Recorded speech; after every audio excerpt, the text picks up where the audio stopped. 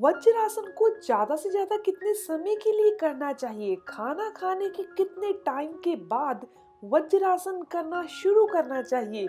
इसके अलावा वज्रासन के क्या फायदे हैं और कौन सी सावधानियां आपको फॉलो करनी चाहिए? Hello friends, welcome to my YouTube channel. मैं हूं दिव्या शर्मा। आजकल बहुत सारे लोगों का पाचन तंत्र खराब हो रहा है, जिसके कारण मोटापा, कब्ज, एसिडिटी ये समस्याएं हो रही हैं। इन सभी समस्याओं से बचे रहने के लिए वज्रासन सबसे बढ़िया रास्ता है, जिसे आप खाना खाने के 5 मिनट के बाद करना शुरू कीजिए।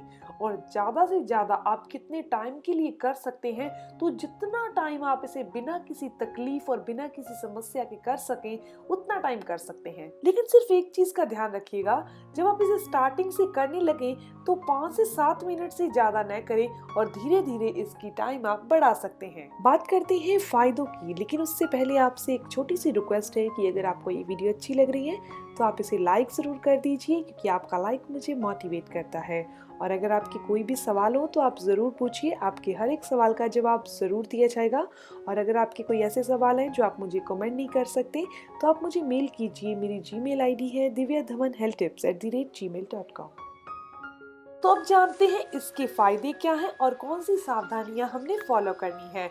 तो सबसे पहला है, वज्रासन करने से शरीर वज्र के समान हो जाता है, एकदम मजबूत। इसके अलावा साइटिका का और घुटनों के दर्द के बहुत सारे इलाज होंगे। लेकिन आपको मैं एक चीज बता दूं कि कोई भी नॉर्मल इंसान अगर इस वज्रासन को रोजाना करता है तो उनको साइटिका, कमर दर्द या घुटनों का दर्द कभी नहीं हो सकता, यानी कि सारी उम्र वो इन रोगों से बचे रहेंगे। इसके अलावा जांघों और पैरों की मांसपेशियों को मजबूत करने के लिए इस आसन को रोजाना 5 से 10 मिनट के लिए करना ही काफी है। ब्लड प्रेशर को नॉर्मल करने के लिए इस आसन को दिन में 2 से 3 बार भी किया जा सकता है। आप इसे खाली पेट भी कर सकते हैं और खाना खाने के बाद भी कर सकते हैं। बस इतना ध्यान रखिएगा, जब आप इसे खाना खाने के बाद कर रहे हैं तो आप अपने पेट को ढीला छोड़ दीजिए, और जब आप खाली पेट कर रहे हैं तो आप पेट को थोड़ा टाइट कर लीजिए। इस चीज का थोड़ा ध्यान रखना होता है। इसके अलावा रीढ़ की हड्डी को मजबूत करने के लिए ये आसन सबसे बढ़िया है। अगर आपकी पैरों की नसें कमजोर है, पिंडलियों में ज्यादातर दर्द रहता है, तो आपके लिए वज्रासन करना बहुत फायदेमंद है। इसके अलावा पेट की गैस को ये दूर करता है। अगर किसी दिन आपका बहुत ज्यादा टेस्टी खाना बना है और आपने बहुत ज्यादा खा लिया और आपको अफारा फील हो रहा है, तो आप इस आसन को 10 से 15 मिनट भी कर सकते हैं। पाइल्स वालों के लिए भी इस आसन को करना बहुत फायदेमंद है। इसके अलावा जिनके सफेद बाल हो रहे हैं, उनके लिए भी इस आसन को कम से कम 3 से 4 बार भी किया जा सकता है। ये हमारे फेफड़ों को भी मजबूत करता है, यानी कि सांस लेने की जो प्रक्रिया है उसको भी अच्छे ढंग से होने में मदद करता है। और इसका सबसे बड़ा जो फायदा ये है कि ये खाने को पचाता है। अब मैं आपको थोड़ी सी ये चीज बताना चाहती हूँ कि ये हमारे खाने को किस तरीके से पचाता है। हमारे शरीर में 6 से 7 लीटर तक खून होता है।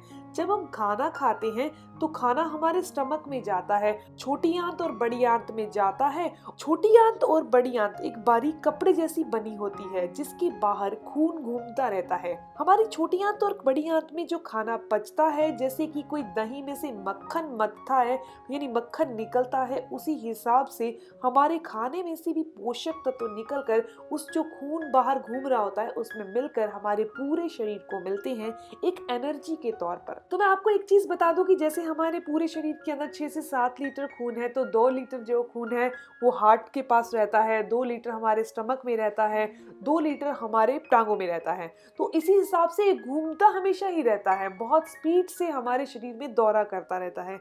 लेकिन जब हम वज्रासन में बैठ जाते हैं तो हमारे कमर से पैरों तक, आपने ये महसूस किया होगा, जब आप 5 से 7 मिनट बैठ चुके होते हैं तो पैर थोड़े सुन्न पड़ जाते हैं। उसका सीधा सा कारण यही है कि वहाँ खून का सर्कुलेशन नहीं हो पाता। तो खून 6 से 7 लीटर जो खून है वो कहाँ रह गया? हमारे हार्ट तक और पेट तक, यानी कि पेट के पास 2 लीटर से ज्यादा खून पहुंच गया। तो जो हमारे खाने पचने की प्रक्रिया है वो भी फास्ट हो गई। तो इस तरीके से वज्रासन में जब हम बैठते हैं तो हमारा खाना बहुत तेजी से पचना शुरू हो जाता है। तो नेक्स्ट अब मैं आपको बताने जा रही हूँ कुछ सावधानियां जिनको जान लेना उतना ही जरूरी है जितना जान लेना जरूरी है वज्रासन के फायदों के बारे में। सबसे पहली सावधानी, अगर आपकी हड्डियां कमजोर हैं तो वज्रासन नहीं करें। इसके अलावा अगर आपने घुटनों का या फिर स्पाइन का ऑपरेशन करवाया है तब भी आपने वज्रासन को नहीं करना। इसके अलावा अगर आपको वज्रासन करते समय चक्कर आते हैं तब भी आप इस आसन को नहीं करें। और अगर आपके जोड़ों में काफी दर्द रहता है फिर भी आपने इस आसन को नहीं करना। लेकिन जोड़ों के दर्द से हमेशा बचे रहने के लिए ये आसन बहुत फायदेमंद है। यानी जिनको जोड़ों का दर्द नहीं है वो इस अगर आसन को करते हैं तो जोड़ों का दर्द नहीं होगा। और अगर आपके हील में यानी एड़ी में चोट लगी है तब भी आपने इस आसन को नहीं करना। और प्रेगनेंसी में भी इस आसन को नहीं किया जाता। तो ये थी बहुत ही खास इन्फॉर्मेशन वज्रासन के बारे में कि वज्रासन कितनी टाइम करना चाहिए, कब करना चाहिए, क्या फायदे हैं और इसकी क्या सावधानियां हैं। अगर आपको ये वीडियो अच्छी लगी तो आप इसे लाइक जरूर करिएगा और अपने फ्रेंड्स के साथ जरूर शेयर करिएगा। और अगर आप मेरे चैनल पर नए हैं, पहली बार मेरी वीडियो देख रहे हैं और आपको ये वीडियो अच्छी लगी तो आप चैनल को जरूर सब्सक्राइब कीजिएगा ताकि ऐसी ही इन्फॉर्मेटिव वीडियोस आप तक पहुंचती रहें और बेल आइकन को जरूर प्रेस कीजिएगा।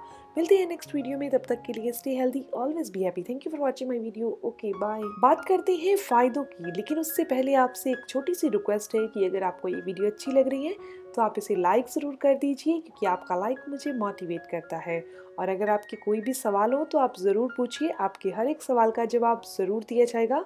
और अगर आपके कोई ऐसे सवाल हैं जो आप मुझे कमेंट नहीं कर सकते तो आप मुझे मेल कीजिए। मेरी जीमेल आईडी है divyadhawanhealthtips@gmail.com।